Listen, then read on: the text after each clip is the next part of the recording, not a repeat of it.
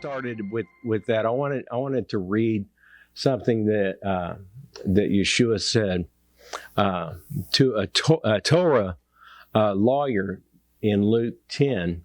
He said, "Now a certain Torah lawyer stood up to entrap Yeshua, saying, 'Teacher, what should I do to gain eternal life?' Then Yeshua said to him, 'What has been written in the Torah? How do you read it?'" And that's key. How do you read it? He asked him, "How do you read it?" And he replied, "You shall love Adonai your God with all your heart and with all your soul, with all your strength and with all your mind, and your neighbor as yourself." Yeshua said to him, "You have answered correctly. Do this and you will live." Reason I read that is because we all have an understanding of who God is. We call that, what do we call that? The way we think about God is theology, right? The way we think about God. And our thinking about God, it's always changing. How many of you can say, "Wow, my understanding of who God is different today than it was 5 years ago"? Oh, yeah. So we can see that our theology is changing, it's morphing. But history is set. And so what I like to call theology is pencil theology. You can erase it. Pencil theology, but we pencil theology, but we pen history, right? So history is fixed, but our theology is ever growing, and it's ever changing, and praise the Lord, because He is bringing us from glory to glory. So we're looking at Jethro, and I wanted to talk about it today. There's different aspects of it. There's really three sections in Yitro that encompasses this parsha. It's really talks about Jethro's advice. There's the theophany, Sinai, and this is a really important parsha that we're going through, and also the 10 words. And how many of you have heard of the 10 words? The 10 words, right? So we know what the 10 words, the covenant of 10 words is. So the first part of, now I teach a little bit differently than Joey. I love the way Joey goes through the he has I believe it's accordance, and he goes through. I don't have accordance, but and he goes through each word, and it's really he's a stellar teacher, and I really appreciate that. I appreciate that about him. But so those of you that are new, I'm the B team, so come back next week and you'll get the A team. So okay. So we're looking at beginning in Exodus, Shemot. That's the Hebrew for Exodus. Shemot is plural for Shema. Shemot is names. That's what Shemot is. And so Exodus, the Hebrew for Exodus, the Exodus is Shemot. It's names. And so in Exodus 18, if y'all want to turn over there,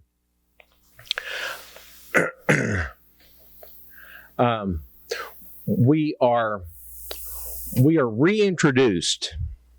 We're reintroduced to a character named Jethro.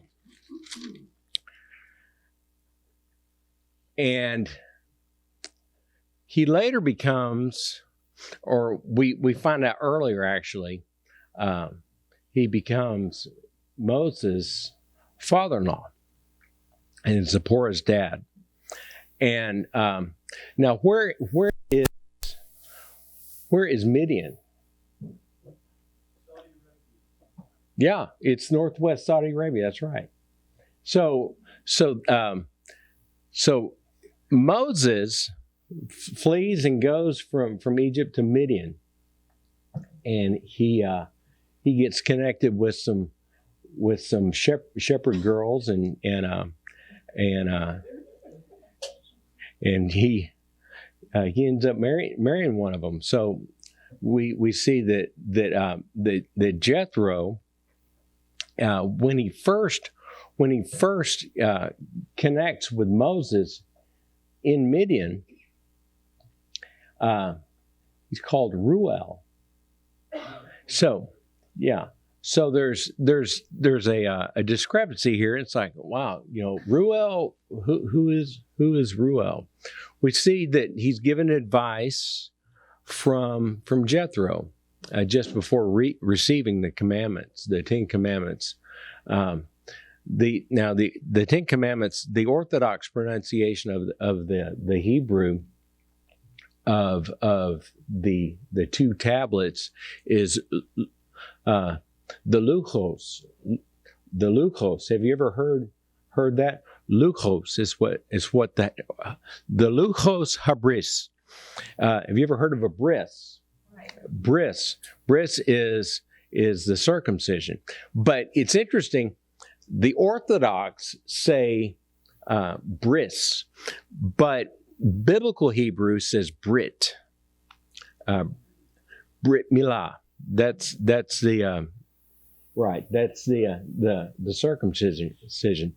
But it's interesting because Orthodox. Now, my mentor, Dr. Seif, he was raised conservative, but he went through Hebrew school as an Orthodox Hebrew school.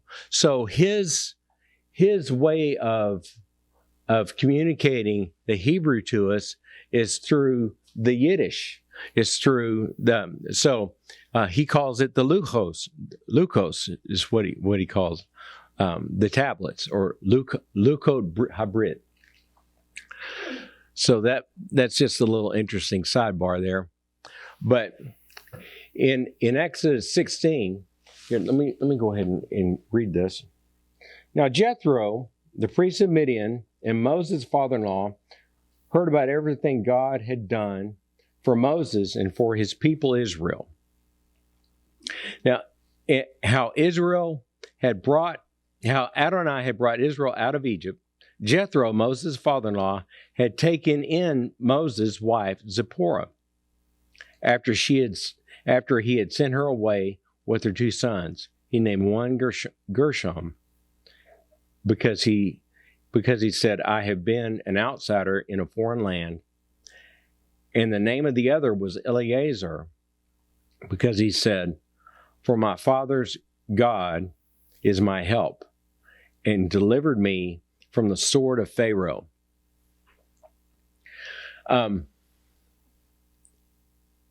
So beginning here, we see that this Jethro, he was a priest. He was a priest of Midian. But we know that he was not a priest, one of the priests of Levi, right? He was not one of the sons of Kohath. And could he be a priest? Could he be a priest of the religion of Midian? And it's thought by some. What's that? That's what it says. The religion of Midian. Could it be? Yeah, it's thought by some theologians that he remained partially pagan, because we understand here, if you look down in verse 10, it's interesting. Says, Jethro said, blessed be Adonai, who has delivered you out of the hands of the Egyptians and out of the hand of Pharaoh, and has delivered the people from under the hand of the Egyptians. Now I know that Adonai is greater than all gods, since he has acted arrogantly against them.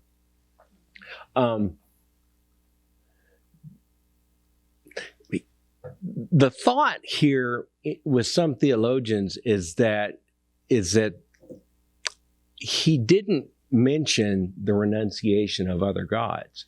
He mentioned that Adonai was superior to the other gods, but he didn't. Now, if you remember, y'all remember the fellow named Naaman?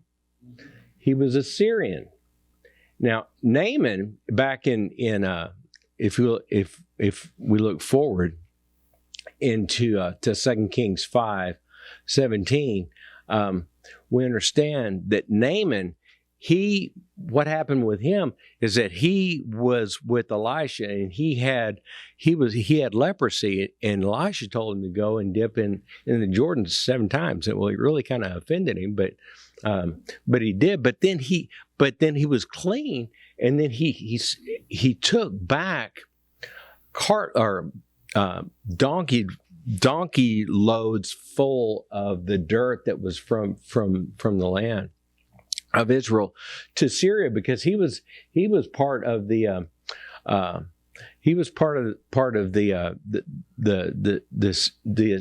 Syrian aristocracy. So he was involved in the government there, but he recognized that the God of Israel was the one who healed him, and so he recognized that. So but we see even with Naaman, it's kind of interesting. Because with Naaman, what he did when he took the dirt from Israel back over to Syria, and he spread it out, he kind of had a thought about God, which is interesting, kind of a this for that. Look, if I do this, if I take this land, because God of Israel is holy, the holy land, if this dirt is holy, I need to take that with me back to Syria, because Syria is, we're a bunch of pagans. If I take that back with me, then I'm going to be able to connect with the God of Israel. So even the thinking there is still kind of wonky a little bit, because God, it is, yeah. My understanding from study was that that whole area saw God connected directly to a piece of land. Right. If you resided in that land, that was to be your God. Right. So, yeah. So in this case, that's part of why he took the land with him. Right. Because he saw it as connected to that land. So, right. Yeah. Right. Yeah, that's how they saw it, and that's why it was acceptable to have all these other gods. Yeah. It's interesting. So what's been in the news lately? We hear about all these. How many of you have heard more than you want to hear? Quid pro quo. Well, see, here we're seeing with Naaman a quid pro quo. This for that. Look, okay, I'm gonna put this land here over in Syria, and then I'm gonna get this. So it was kind of a mechanistic thinking, even though he was acknowledging the God of Israel. So it's kind of interesting there. But yeah. Right.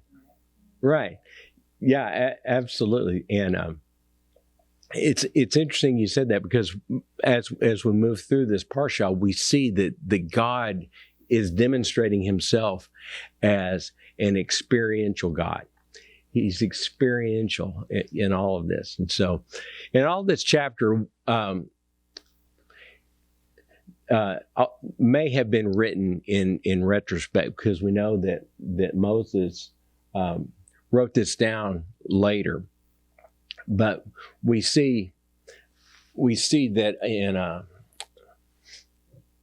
let me see here.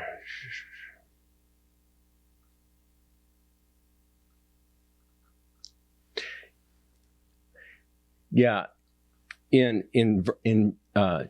chapter 19,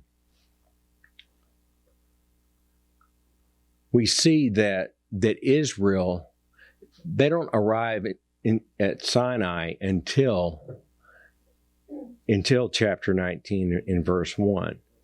And so they're talking in chapter 18 that Moses, in verse 5, said, so Jethro, Moses' father-in-law, came with the sons and his wife to Moses into the wilderness, where he was encamped at the mountain of God. So in 18, he was already there, but in 19, we see in 19:1, the third month after Bnei Israel had gone out of the land of Egypt, that same day they arrived at the wilderness of Sinai. So it's a little bit different, because we see in chapter 19 is when they actually arrived. So he may have written this later on and just kind of retrofitted Israel being at Sinai in chapter 18. Does that make sense? Yeah. So Jethro, we understand that really Jethro, he gave very good advice to Moses for his longevity's sake. Now, one of the things about leadership is that they have a tendency, some do, have a tendency to take on more than they are able to do, just because of the nature of who they are. Now, I work with Dr. Seif, and this guy, let me tell you all his jobs. He teaches at Christ for the Nations. He pastors, or he's a rabbi of Shalom. He's been for years, he's been a volunteer policeman, but they started paying him. Now he is the commander of the police academy in Dallas. So he teaches cadets, and he just got accepted into Cambridge University in England to do a master's in applied criminology. So he's doing that. So this will be his third master's degree, and he has 2 doctorates. And so anyway, he'll be here next week. And but he tends to do a lot. And in the same way, Moses tended to do a lot. And Jethro said, "Hey, Mo, you need some help. Why don't you divide up, choose capable men to be able to help you,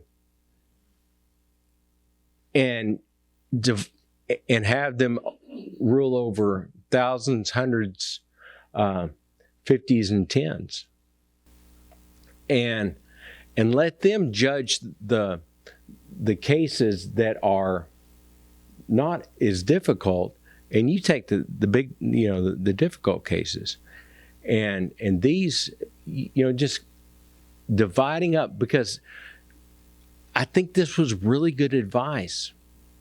It was great advice from a Saudi.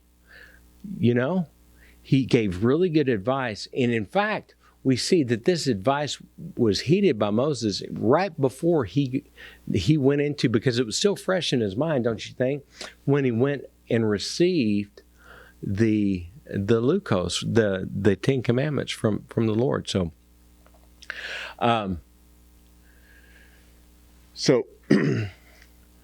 we see that there's an incremental division of labor. Yeah.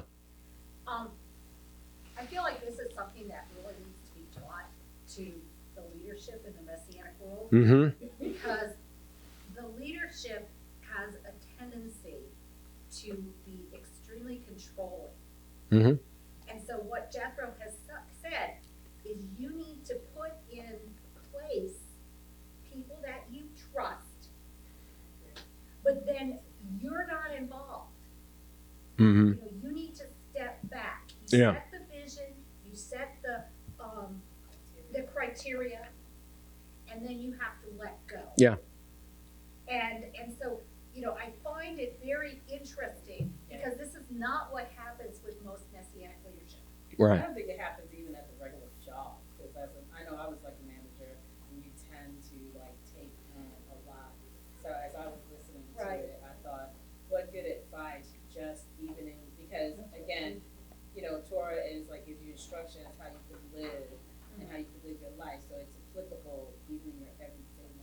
Right. like leaders. Yeah, but you're right.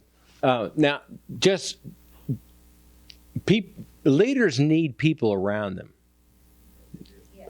They need people around them And that they can rely on. That they can rely on. their weaknesses. Yes. And pulls in the right Right. people where their weaknesses Right. aren't. Right. So they can focus on their strengths. Right. But the biggest thing is the letting go of control. Yeah. Yeah. The recognition Right. that they picked the right Yeah. person.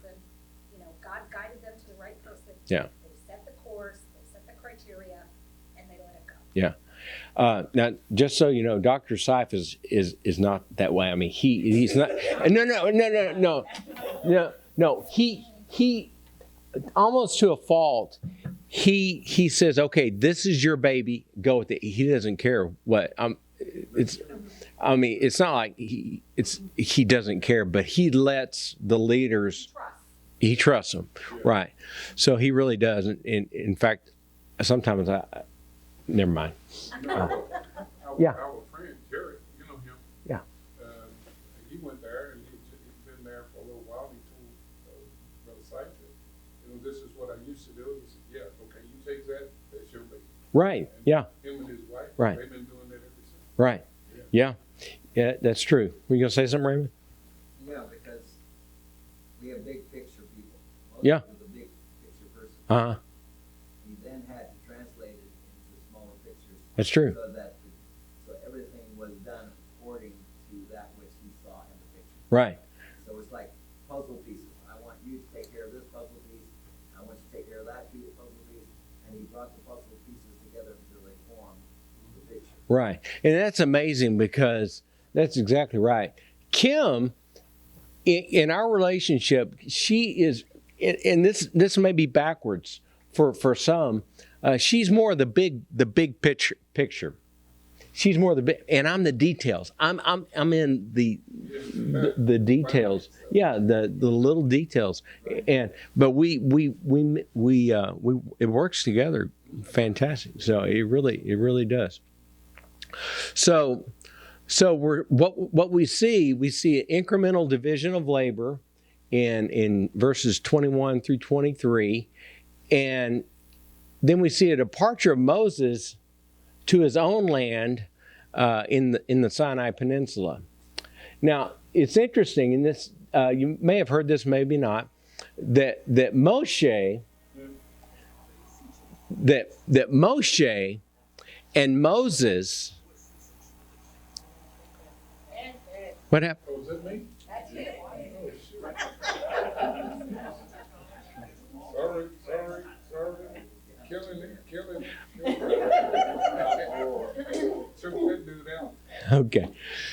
That Moshe and Moses both sound like drawn out. Moshe drawn out, and it sounds like born in Egyptian. So they both are very similar. And I've gotten this from Dr. Seif that actually Moses, his name was borrowed from Ramses, who would have been his stepdad, right? Ramoses. So it's interesting. So fresh in the mind of Moses, like I said earlier, is the advice from his Saudi father-in-law. God has a love for all people and can use their contribution, all people, to shape his story, to shape history. And he uses all people, everybody. So we come down to chapter 19 at the theophany that is at Sinai. And the precise location of Sinai is not known. Now, this is really interesting because Joey and I, we went to Israel in 2015, and that's where I first met Joey. We both were on the King's University Israel trip. I'm sure he's told you about that. Kathy Lee Gifford donated over 50 trips for us all, and totally free. And I got to tell you this. I was I was praying. I was in my closet and I was praying one day. And it was after I graduated from the Kings. I said, Lord, here I am. I graduated from the Kings. And in the Messianic Jewish Studies Masters. And I've never been to Israel. I was thinking, what kind of goy am I? And I've never been to Israel. And back when I was a kid, when I was a little kid, my dad was a pastor. Some wealthy parishioners of the church donated a trip for he and my mom to go to. And I said, Lord, I pray that it would happen, that you just make it happen for me. I don't know how, but 2 days later, I get a phone call. And you know how you look at your phone later and people have called and left messages. Tally Snow from the King's University said, I have wanted to tell you that Kathy Lee Gifford donated over 50 trips to the King's University, and you were one of the chosen to go. And that was 2 days later. It's said that a lot of times, it said in Jewish history that the land of Israel, that you don't choose to go to the land of Israel chooses you. I don't know if that's true or not, but I was able to go. Amen. And I called my wife and I said, babe, the Kings gave me, and I told her, and I said, the Kings gave me a free trip. And she said, well, how much is this free trip going to cost us? And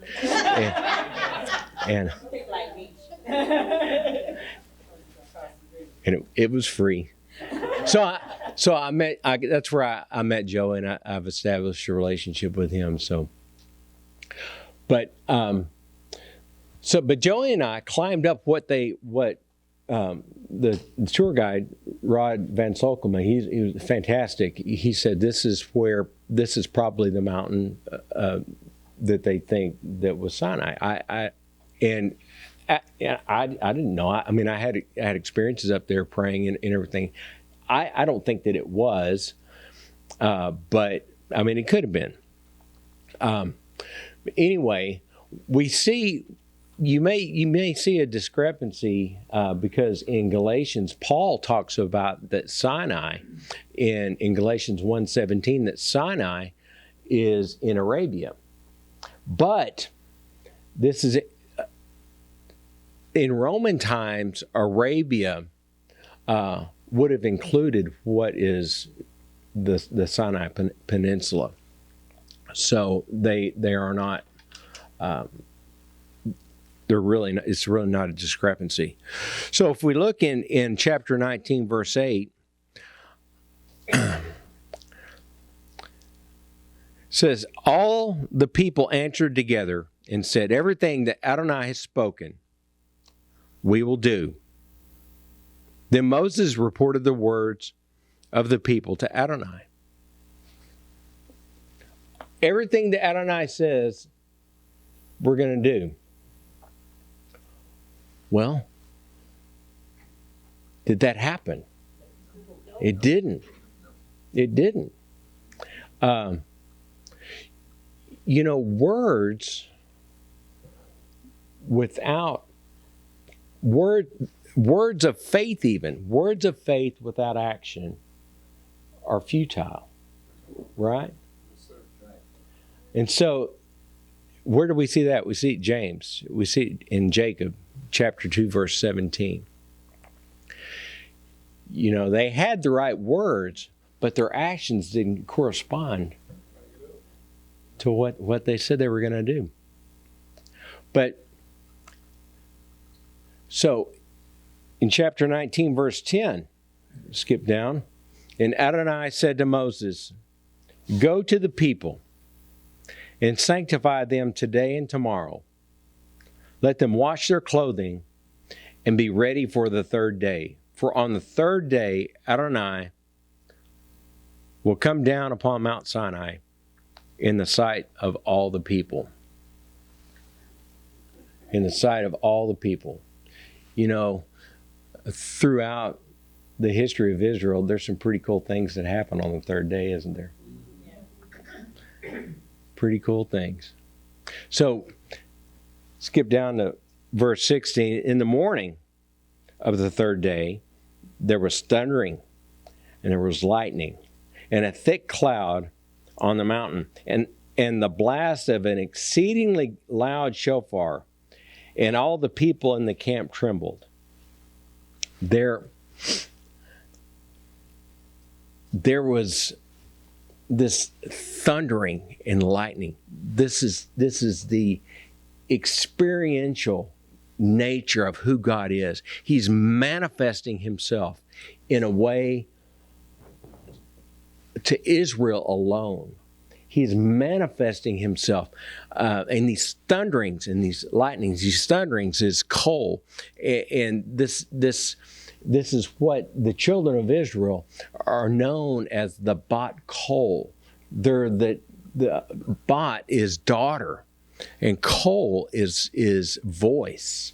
They're known collectively as the daughter of the voice. And we see this experiential awe that God is manifesting himself as, with just what follows is fear and awe. I think about, I read where did the shofar come from? Yeah, that's what I was wondering. Where did this shofar come from? Well, the text doesn't tell us. It doesn't tell us. And the thing about it, you know what it is when you make up something that you really don't know the answer to? It's called bad theology. So if we can discern from the text, what the text is saying, great. But when you don't know something, I don't know. Maybe the Lord will reveal it to us. Maybe it was him speaking in a shofar sound. I don't know. Well, I do know that shofar can be prophetic. Sure, absolutely. Very much prophetic. Yeah. So, Yeah. wouldn't be surprised. Yeah. And that's really good because the prophetic is the voice of God. And so maybe this shofar was the prophetic. That's good. There's Yeah. another thing that we can look at the shofar is Revelation, so that we know that the shofar does blow. Yeah. When you're studying Revelation. Right. So it's not something out of the norm, because the word at the end of the book, Yeah. the shofar sounded. Right. And so in the Old Testament, it's not an odd thing. Right. We think it's odd, but in heaven, it is normal. Sure. Where's who's sounding the shofar here? Anyway, go ahead. You back there first. I'm sorry, I'm kind of still new to the whole messianic Yeah. culture. So Yeah. please bear with me. That's okay. I apologize. Yeah. The shofar that you were speaking of, Yeah. is that the trumpet that they say that will sound when Jesus returns? That's what he was referring to, yes. But the shofar, yes, that we read here in Exodus, it's a literal shofar. It's a trumpet of ram's horn, but it doesn't say who's blowing this trumpet. It says they hear a sound. So yes, that throughout Israel's history, shofars are blown, all over the place. Go ahead. Okay, so I want to see if I get the sequence correct. Okay.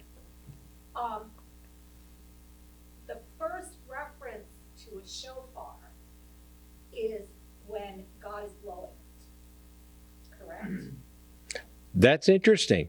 I don't want to say yes or no because I don't want to give you bad theology. Let's make the assumption that the first reference to a shofar, therefore, because God works in types and shadows, the shofar we use today is a representation of the shofar both in the mostly in the south Uh-huh. of God blowing the shofar. That's amazing. That's amazing. See what the Holy Spirit does is that He brings understanding and revelation to people, and that's why we are people of the voice, because we hear God, and He brings life into each one of us. That's really good. Thank you. And the other thing that I heard a teaching once, I don't know Hebrew well enough to say this, but the way that our English translates it implies that they heard the thunder and they saw the lightning. Mm. But the way the Hebrew is written, it says that they saw the thunder Right. and they saw the lightning. Right. Right. Yeah. Which is very Right. different than, I mean, how we could see thunder, I don't understand. Right. But they saw the thunder. Right.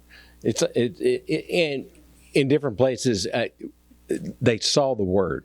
So it's the same type of right. Would somebody? Yes. I went to military. Uh-huh. In the military, when the commanding officer steps on board, you announce it. It's a show of respect and a show of honor. Jesus also was astonished multiple times when people showed that understanding of hierarchy, position, and authority. Why would it not be in order for a God of order? Mm.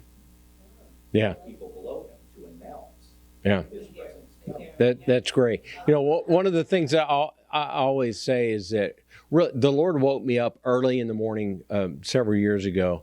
I believe it was Him, and He said something very loudly in my heart. He said it's all about authority. So I mean, I understand what you're talking about. Yes, sir, ma'am. Is it changing the subject, but it sounds like it is? In Revelation, I think it's Revelation 1, John heard the voice as of the sound of many Right. waters. Mm-hmm. So, God's voice to us can be manifested in many ways. Yeah.